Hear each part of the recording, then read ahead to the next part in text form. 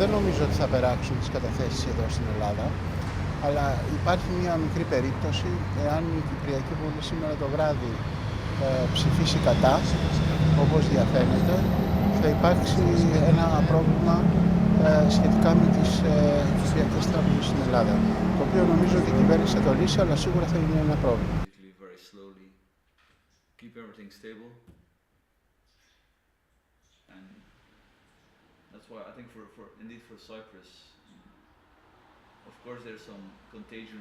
It's quite bizarre if you see how they have basically gambled everything on preserving the banking system, refusing just like the mistakes Japan made to let banks fail, and now they're undermining the same banks.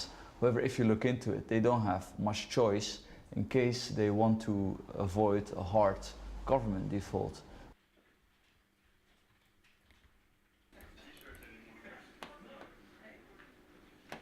Deposits above 100,000 I consider unsecured.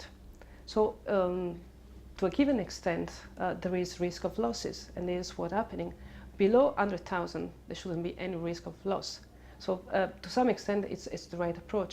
It's just that the Cyprus government didn't want to lose Russian money, and the fact of imposing too high taxes on high deposits, which are basically deposits of non-residents, would generate an outflow of deposits. Now a very small country is generating a big mess. And the message that could emerge from dealing with Cyprus is very wide. It could create a precedent.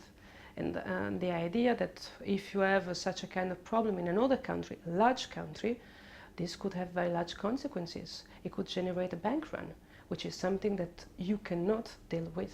So the only thing you can do is to avoid it.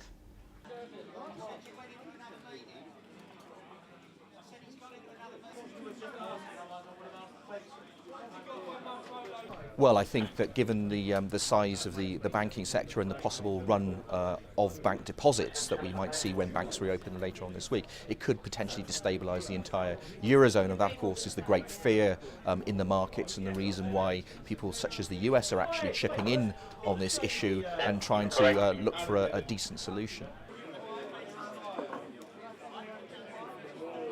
People in banking systems which seem to be a little bit more troubled, we're thinking about maybe Ireland and Spain, they're looking at their own deposits and thinking, well, if this can be done in Cyprus, why is it eventually not going to happen over here? So in a way they've opened Pandora's box.